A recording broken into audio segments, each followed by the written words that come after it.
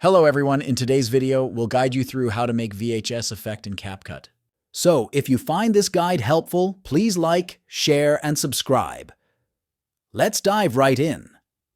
First up, start up by opening the CapCut on your mobile device. Once the CapCut is open, tap on the New Project. Choose a video clip that you want to apply the VHS effect to.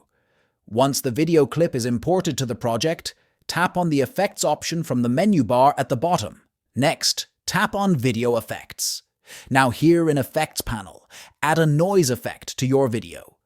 Increase the intensity to simulate the grainy look of old VHS tapes. Next, add a tracking error effect to create the illusion of tracking issues. To further enhance the VHS effect, adjust the color and saturation of your video. Decrease the saturation and add a slight color tint to mimic the color distortion of VHS tapes. To complete the VHS effect, apply a vignette to your video. This will darken the edges and draw focus to the center, giving your video a more vintage look. Preview your video to see how the VHS effect looks. Once you're satisfied, export your video and share it with your audience. And there you have it.